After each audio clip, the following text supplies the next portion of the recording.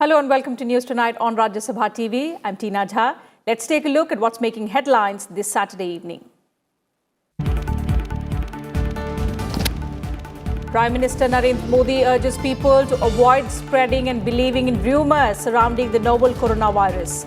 During an interaction with beneficiaries and owners of Jan Aushadhi Kendras, the Prime Minister says his government is committed to make every Indian citizen healthy.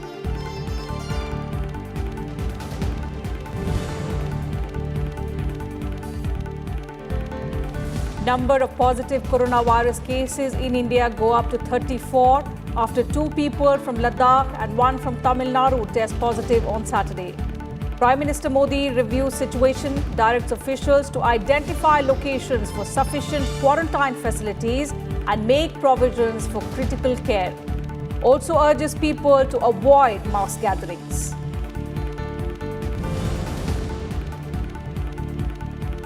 No country has the right to interfere in India's citizenship laws, says External Affairs Minister S. Jaishankar.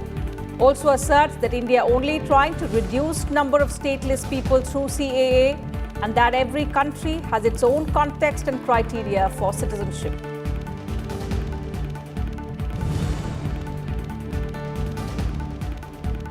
Inclusive development necessary for creation of a new India, says Vice President M. Venkaiah Naidu, as he addresses the heads of department at Indian Administrative Staff College in Hyderabad. Says government schemes must fulfill people's aspirations.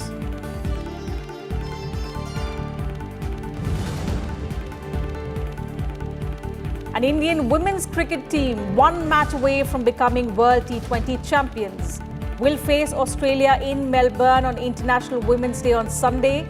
Prime Minister Narendra Modi sends his best wishes to the team.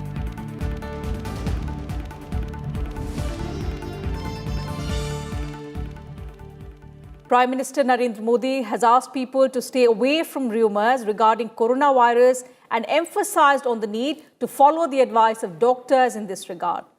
Interacting with owners of some Jan Aushadhi Kendras and beneficiaries of the Pradhan Mantri Bharatiya Jan Aushadhi Pariyojana through video conferencing on the occasion of Jan Aushadhi Divas, the Prime Minister said it was a day to join with crores of Indians and lakhs of families who've got relief through this scheme. Prime Minister Narendra Modi participated in the Jan Aushadhi Divas celebrations on Saturday through video conferencing from New Delhi. He interacted with beneficiaries of the Pradhan Mantri Bharatiya Jan Aushadhi Pariyojana at 7 Pradhan Mantri Bharatiya Jan Aushadhi Pariyojana Kendras in the country. In his address, the Prime Minister said, Jan Aushadhi Divas is not only a day to celebrate the scheme, but a day to join with crores of Indians and lakhs of families who've got relief through this scheme. Talking about the impact of the PM BJP initiative, he said every month over 1 crore families are getting benefits of cheap medicines from over 6,000 Jan Aushadhi Kendras across the country. हर भारतीय को बीमार होने से बचाने के लिए क्या-क्या किया जाए। दूसरा, अगर बीमार हो गया तो बीमारी की स्थिति में सस्ता और अच्छा इलाज हर नागरिक को कैसे मिले। तीसरा, इलाज के लिए बेहतर और आधुनिक अस्पताल हो, पर्याप्त संख्या में अच्छे डॉक्टर और मेडिकल स्टाफ हो, इसके लिए निरंतर प्रयास किया जा रहा है। और चौथा सूत्र है मिशन मोड पर काम करके चुनौतियों को समझना, उसका समाधान करना। The Prime Minister also said the cost of medicines at Jan Aushadhi stores is 50 to 90% cheaper than their average market price. Citing an example, he said, a medicine used for treatment of cancer is priced at around 6,500 rupees in the market, but the same is available at Jan Aushadhi store for 850 rupees. He also announced that his government has decided to give awards in this field to recognize the efforts of the people running these stores. आपके इस काम को पहचान दिलाने के लिए सरकार ने इस योजना से जुड़े एक पुरस्कारों की शुरुआत करने का भी फैसला लिया है। मुझे विश्वास है कि इन पुरस्कारों से, इन अवार्ड से जन औषधि के क्षेत्र में एक नई स्वस्थ हेल्दी कंपटीशन, स्वस्थ स्पर्धा शुरू होगी। Speaking about the coronavirus threat in India, Prime Minister Modi asked people to stay away from rumors regarding the infection and emphasized on the need to follow the advice of doctors in this regard. He also advised people to avoid handshakes and start greeting others with namaste instead. मेरी सभी देशवासियों को प्रार्थना है, मेहरबानी करके इन अफवाहों से भी बचना है। आपको कुछ भी लगता है, जो भी करें, अपने डॉक्टर की सलाह से ही करें। हम स्वयं डॉक्टर न बन जाए। और हां, पूरी दुनिया आजकल नमस्ते की आदत डाल रही है। अगर किसी कारण से हमने ये आदत छोड़ दी है, तो हम भी हाथ मिलाने के बजाय इस आदत को फिर से डालने का भी मैं समझता ये उत्तम समय है। नमस्ते करके ही एक दूसरे को ग्रीट करना चाहिए। The Pradhan Mantri Jan Aushadhi Pariyojana was launched by the Prime Minister with the objective of making high quality medicines available at affordable prices to all, especially the poor and the underprivileged through Jan Aushadhi outlets. Currently, there are 6,200 Jan Aushadhi stores in 700 districts across the country. Total sales of these stores in the financial year 2019-20 was over 390 crore rupees. Bureau Report, Rajya Sabha TV. BJP President JP Nadda on Saturday said Prime Minister Narendra Modi has contributed more than half of the WHO's global target to give healthcare coverage by bringing 55 crore people under the Ayushman Bharat scheme. Addressing a gathering at Krishna Nagar in Delhi on the occasion of Jan Aushadhi Divas, the BJP president also said the government aims to open 1.5 lakh health and wellness centers across the country. JP Nadda added that in the year 2019-20, medicines worth around 2,200 crore rupees were provided to people at a cost of just 390 crore rupees through Jan Aushadhi outlets in nearly 700 districts of the country. 700 जिलों में 6,700 ऐसे outlets हैं जहां से करोड़ों लोग इस सुविधा को ले रहे हैं और इनका लाभ हो रहा है। 2019-20 में लगभग 22,000 करोड़ रुपए की दवा सिर्फ 390 करोड़ रुपए में दी गई है। यानी जिस दवा का दाम, जिन दवाओं का दाम 2,200 करोड़ रुपए बनता था, 22,000 करोड़ रुपए बनता था, 390 करोड़ में वह उपभोक्ता को मिली। Three more positive cases of the novel coronavirus have been reported in India, taking the total number of confirmed cases to 34. Of the three, 2 are from Ladakh with a travel history to Iran, while 1 is from Tamil Nadu who had visited Oman recently. According to the Health Ministry, 150 more people who had come in contact with 2 American nationals who tested positive for coronavirus in Bhutan and also had toured various places in India before have been put under the Integrated Disease Surveillance Program. Besides, 108 swab samples of Indians in Iran were received on Saturday morning. These samples arrived on a Mahan air flight from Tehran. The flight went back with several Iranian nationals as well. The samples of the Indians are being tested at the laboratory in AIIMS.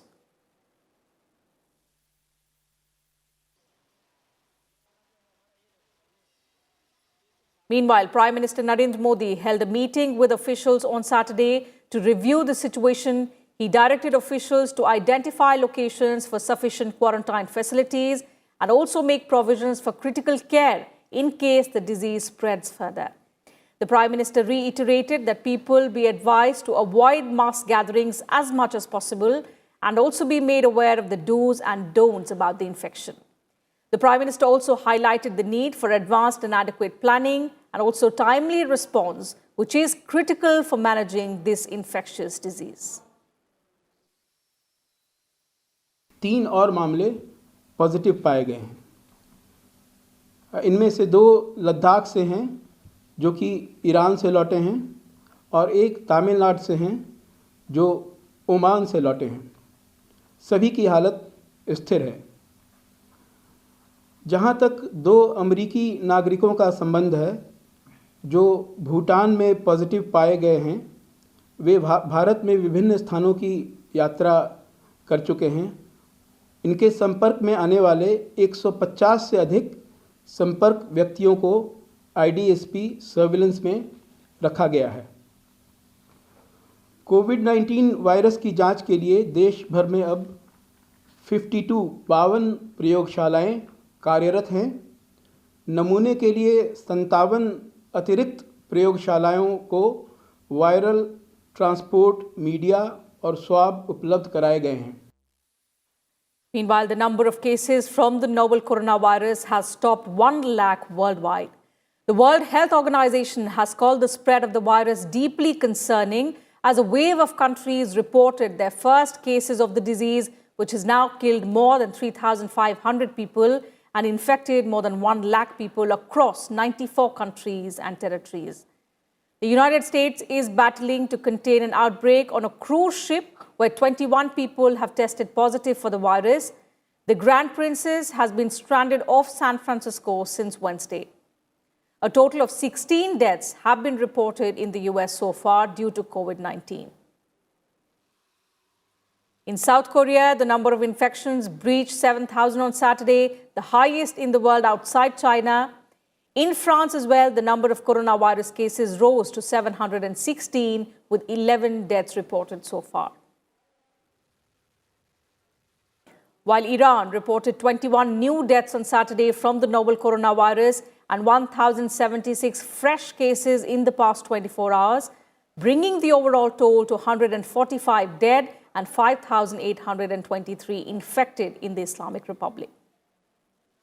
While in China, the number of new cases reported on Saturday was the lowest in weeks, particularly in the Hubei province, which is the epicenter of the infection. No new cases were reported for the second consecutive day. But the number of infections beyond the epicenter rose for the third straight day, fueling fears about cases being brought into the country from overseas.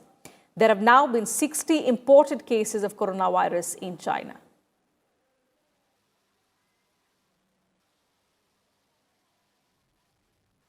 And back home, heating out at those criticizing India over the Citizenship Amendment Act, External Affairs Minister S. Jaishankar said on Saturday that no country in the world says everybody is welcome. The minister was speaking at the Global Business Summit in Delhi, where he emphasized that everybody has a different context and a criterion for citizenship. In fact, he even went on to ask, show me a country in the world that says everybody in the world is welcome. What we have tried to do is, we have a large number of stateless people in this country. We have tried to reduce the number of stateless people through this legislation. That should be appreciated. We have done it in a way in which we don't create a bigger problem for ourselves. And everybody, when they look at citizenship, has a context and has a criteria. Show me a country in the world which says everybody in the world is welcome. Nobody does that. I mean, look at the Americans, look at the Europeans. I can give you examples for every European country. What is the criteria for citizenship that they do? And there is some social criteria. S. Jaishankar also condemned the UNHRC for its criticism on the situation in Jammu and Kashmir. On global reactions and international media coverage over the CEA and the Delhi violence, the External Affairs Minister added that through these reports, India is actually getting to know who its friends really are.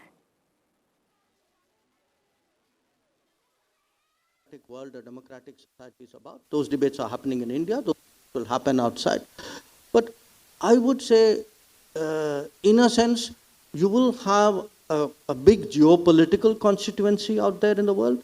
You will also have people who understand the changes of India, who agree with it. You will have people who may not agree with it. But I wouldn't mix apples and oranges. I think these are two different processes at work. Slipping into a short break here, but more news and updates will continue on the other side. Do stay with us.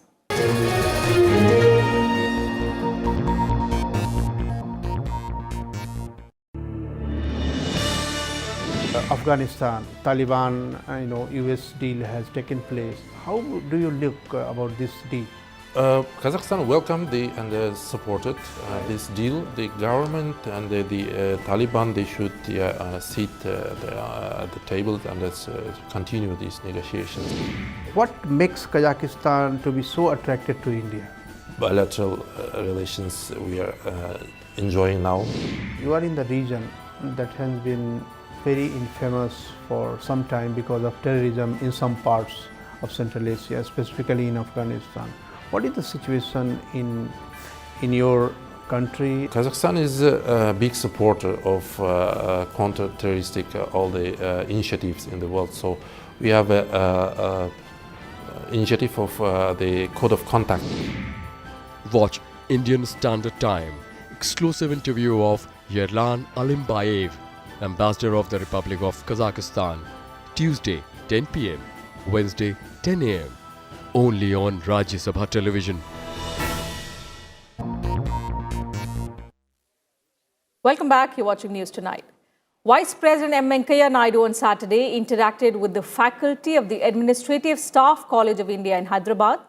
Addressing the event, he said that in the present times, administration is not merely confined to implementation, but encompasses the broader concept of management and governance. He said a policy is only as good as its implementation. Management involves both implementation and monitoring. Governance covers the whole architecture from policy implementation to monitoring and evaluation. It also involves adopting a proactive approach and implementing the best practices. Just now, we heard one lady professor was telling about Service Guarantee Act. The very fact that there is a need for Service Guarantee Act speaks of not having enough governance. Very simple, na? You may make so many pronouncements, but at the end of the day, unless services are delivered, the purpose is not achieved. That's why still India is going through this transformation, underdeveloped to developing. And if you want to become really a developed country, that is the area of focus. Delivery, service delivery, formulations or implementations should focus on that. And for that, best practices. We have to learn from others' experience. We can't go on making our own this thing and then learn by mistakes and all. That's no longer this thing. You have to learn from others' experience. And particularly now the world is open. We are living in a global age. The Vice President hoped that the training programs at ASCI would help practitioners to formulate appropriate strategies to improve governance and also promote a result-oriented approach in administration. He urged officers undergoing training at the institute to imbibe a citizen-centric and result-driven approach, which is the need of the hour to ensure inclusive growth.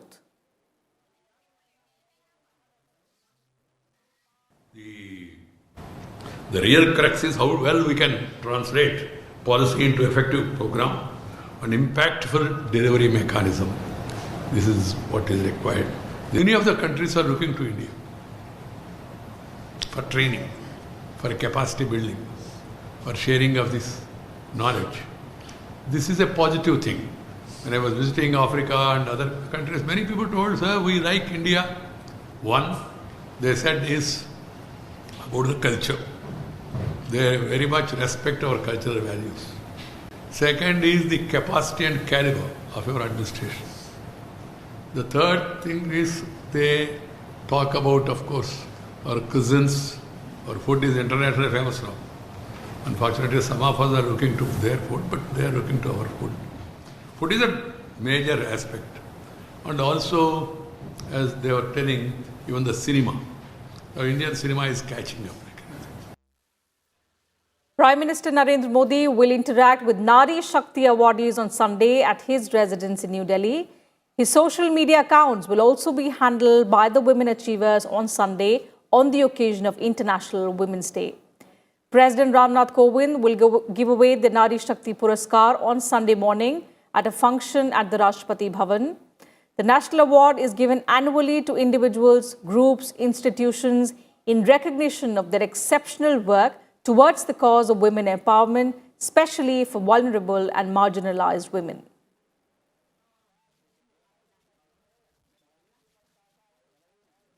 Elections for 55 Rajya Sabha seats from 17 states will be held on the 26th of March. Odisha Chief Minister Naveen Patnaik on Saturday announced the names of the BJD candidates for the elections to 4 Rajya Sabha seats that are set to fall vacant next month. Patnaik, who is also the president of the BJD, nominated Subhash Singh, Munna Khan, Sujit Kumar and Mamta Mahant for the Rajya Sabha polls. 4 of the 10 Rajya Sabha seats from Odisha will fall vacant after the completion of tenure of 3 BJD lawmakers, Anubhav Mohanty, Narendra Kumar and Sarojini Hembram, as well as Congress member Ranji Biswal on the 2nd of April.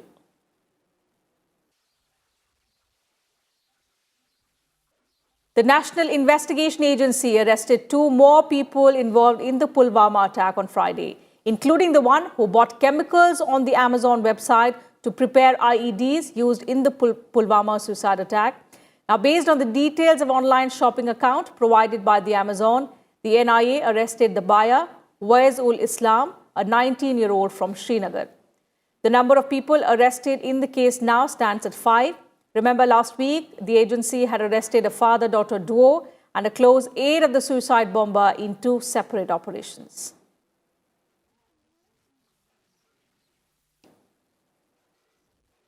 The State Bank of India has said that it will pick up a 49% stake in Yes Bank for 2,450 crore rupees. SBI will buy 245 crore shares at a price of 10 rupees each. These shares translate into the 49% stake in the bank. The SBI has also said that a board of directors will be constituted at the reconstructed Yes Bank, comprising chief executive and managing director, non-executive chairman and non-executive directors as well. On Friday, the RBI had introduced a draft reconstruction plan for Yes Bank after the crisis-hit bank failed to garner investor support in raising capital. Customers of Yes Bank have also been restricted with a withdrawal cap of 50,000 rupees till the 3rd of April.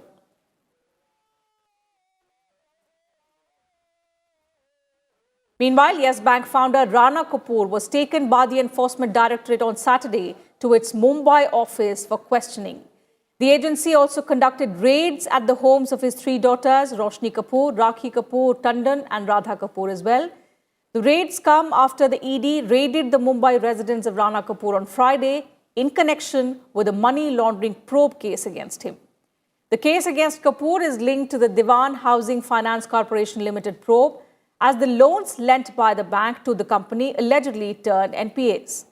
The Enforcement Directorate now alleges that Yes Bank granted loans to DHFL, and around the same period, crores of rupees were transferred to accounts linked to the family of Rana Kapoor.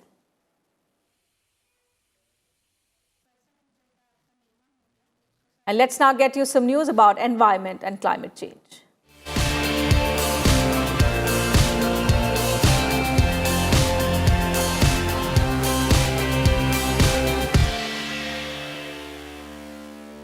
A recent study published in the journal Scientific Reports revealed significant increase in the frequency of hot days over all of India. The study identified the factors leading to hot extreme weather events in the country. It assessed the change in frequency and intensity of hot extremes over the country between 1951 to 1975 and also between 1976 to 2018. It was found that between 1976 and 2018, large parts of India, except the Indo-Gangetic Plains, experienced nearly 10 extremely hot days in the April-June season, which is approximately 25% more than in the 1951 to 1975 period. While before the 1976 climate shift, the eastern and southern parts of the country experienced a significant increase in the frequency of hot days. However, after the climate shift, the hot days have significantly increased over the northwestern part of the country and also along the western coast.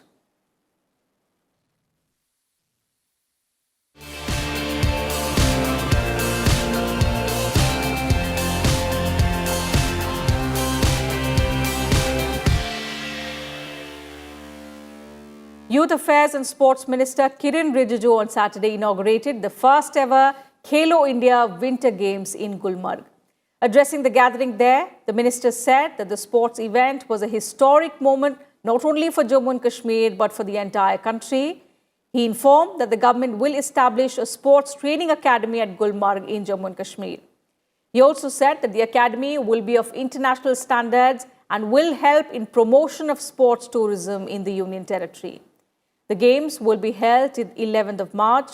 More than 900 sportspersons will take part in sports disciplines like snow skiing, snowboarding, snowshoeing, ski mountaineering and snow baseball.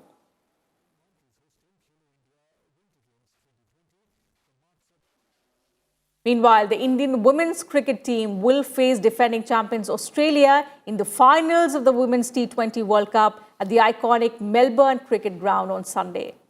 The match will be played from 12:30 p.m. India time. India and Australia had, remember, kick-started the Women's T20 World Cup on the 21st of last month. In this match, the hosts suffered their only loss in the tournament. India maintained an unbeaten record in the group stages that helped them enter their first ever T20 World Cup finals after their semi-final clash against England in Sydney was washed out due to inclement weather.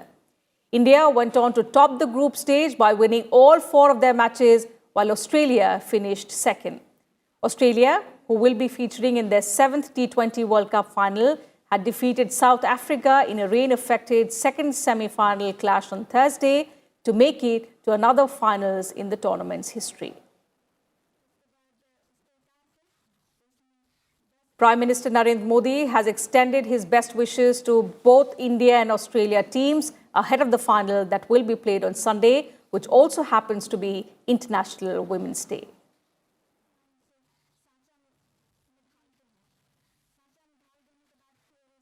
And that's it from us in this bulletin. Thank you for your time.